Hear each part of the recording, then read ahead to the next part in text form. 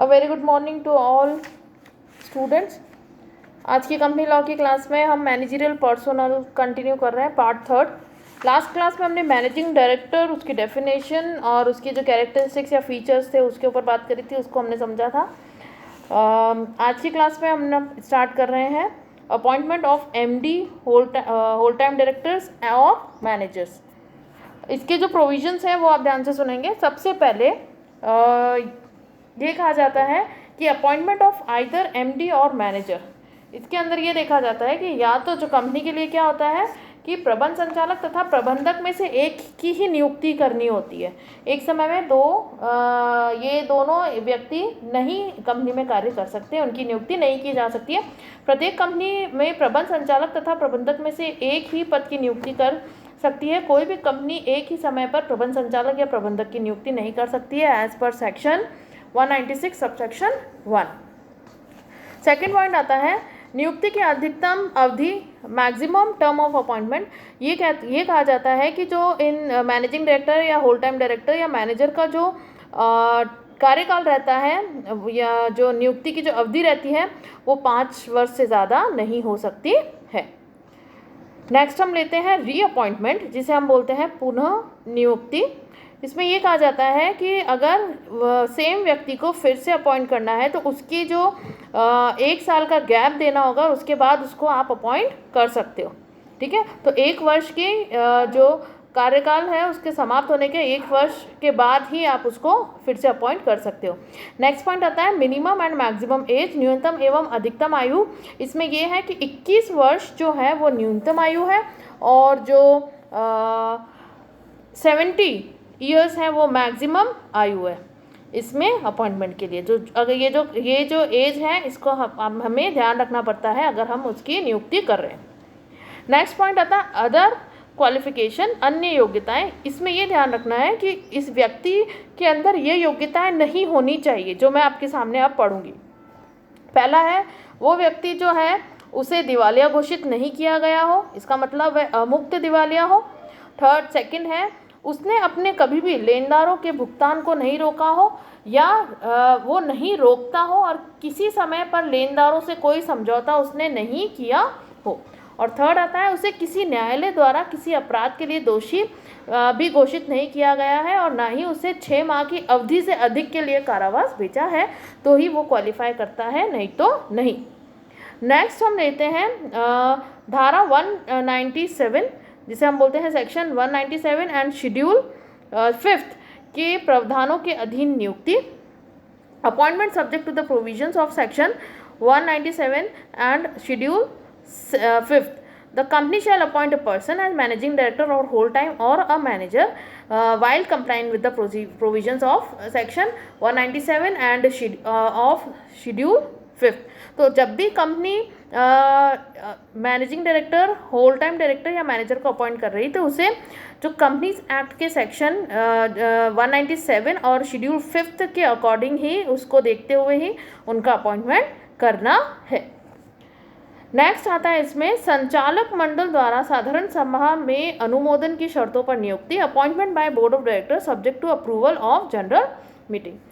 जब भी हम इन लोगों का अपॉइंटमेंट करते हैं तो हमें ये ध्यान रखना है कि इनकी जो नियुक्ति की जो शर्तें होगी, जो पारिश्रमिक होगा, उसका जो अनुमोदन है वो हमें संचालक मंडल की जो साधारण सभा होगी उसमें साधारण संकल्प पारित करके ही हम ये कार्य कर सकते हैं। तो संकल्प पारित करना आवश्यक हो जाता है as per section 196 subsection 4। Next आता है इसमें केंद्र सरकार द्वारा अनुमोदन। अब जो सेंट्रल गवर्नमेंट है यदि नियुक्ति की शर्तें वह जो हम रेम्यूनरेशन पे कर रहे हैं वो शेड्यूल 5th की शर्तों और सीमाओं से भिन्न है, अगर अलग ऐसा कुछ हम कर रहे हैं तो उसके लिए क्या करा जाता है, जो नियुक्ति का अनुमोदन जो है हमें वो केंद्र सरकार से लेना होगा एज पर सेक्शन 196 सबसेक्शन 4। तो सेंट्रल गवर्नमेंट से अप्रूवल लेना है अगर हम शेड्यूल 5th के अकॉर्डिंग अपॉइंटमेंट नहीं कर रहे हैं, उससे कुछ भिन्न सीमाएं या शर्तें हमने रखी है। नेक्स्ट आता है नियुक्ति की विवरणी, जिसमें हम बोलते हैं रिटर्न ऑफ अपॉइंटमेंट। नियुक्त करने पर कंपनी के निर्धारित प्रारूप में नियुक्ति के 60 दिन के भीतर नियुक्ति की जो विवरणी है हमें रजिस्ट्रार को फाइल करवाना ज़रूरी है as per section 196 sub section 4। और मिनिस्ट्री ऑफ कॉरपोरेट अफेयर्स ये कहता है कि जो अधिसूचित नियमों के अनुसार अगर नियुक्ति की विवरणी जो है वो हमें फॉर्म नंबर MR1 में नियुक्ति के 60 दिन के भीतर हमें रजिस्ट्रार के पास निर्धारित शुल्क के साथ फाइल करना आवश्यक है। और ये नियम है नियम MR3। क्लियर। तो इसके अंदर हम ये कहते हैं नियुक्ति की विवरणी जो है हमें रजिस्ट्रार को जैसे ही हमने करी है उसको जो भी प्रारूप है, प्रारूप मतलब इसमें जो फॉर्म नंबर MR1 है उसके अंदर फिल करके हमें 60 डेज़ के विदिन जो भी शुल्क है उसकी जो प्रिस्क्राइब फीस है उसके साथ हमें रजिस्ट्रार को सबमिट करनी होती है। और ये है रूल नंबर MR3 के अकॉर्डिंग। नेक्स्ट आता है अनुमोदन से पूर्व का कार्य अवैध। अगर मान लीजिए effect of act done before approval, अगर मान लीजिए कि कंपनी ने यदि किसी प्रबंध संचालक या जो प्रबंधक है या जो पूर्णकालिक संचालक पद पर किसी की भी नियुक्ति को केंद्र सरकार द्वारा अनुमोदन नहीं किया जाता है तो ऐसे अनुमोदन से पूर्व किए गए कार्य को अवैध माना जाएगा। तो अगर केंद्र सरकार ने अनुमोदन नहीं किया है, केंद्र सरकार ने अपनी अप्रूवल नहीं दी है तो उससे पहले के जितने भी आपने कार्य किए हैं वह कार्य सारे अवैध माने जाएंगे। ठीक है, इनवैलिड हो जाएंगे वो। और इसका जो नोटिफिकेशन है वो नोटिफिकेशन डेट है 5 जून 2015। तो हमने यहाँ पर 10 पॉइंट्स पढ़े हैं regarding the appointment of managing director, whole time director और मैनेजर, जो कि हमें इनमें अपॉइंटमेंट के टाइम ध्यान रखने हैं। एक बार फिर से रिवाइज कर लेते हैं। अपॉइंटमेंट या तो MD का होगा या मैनेजर का होगा। Maximum term of appointment is 5 years. Reappointment किया जा सकता है लेकिन 1 वर्ष के बाद, कार्यकाल समाप्त होने के 1 वर्ष के बाद।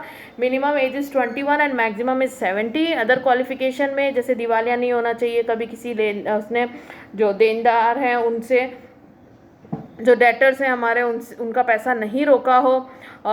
उसके बाद है appointment subject to provisions of section 197 और शेड्यूल 5 ये कहता है कि इसके अकॉर्डिंग अपॉइंटमेंट होना चाहिए। नेक्स्ट है appointment of board of director subject to approval of general meeting. भाई बोर्ड ऑफ डायरेक्टर्स के द्वारा अपॉइंटमेंट हो रहा है और साधारण सभा में उसकी जो रेम्यूनरेशन है और जो शर्तें रहेगी वो भी हमें संकल्प पारित करेंगे, उसके बाद ही हम उसका अपॉइंटमेंट कर सकते हैं। सेंट्रल गवर्नमेंट से अगर हम जो सेक्शन 197 और शेड्यूल 5 के अकॉर्डिंग काम नहीं कर रहे हैं तो हमें अपॉइंटमेंट नहीं कर रहे हैं तो हमें सेंट्रल गवर्नमेंट से अप्रूवल लेना पड़ेगा।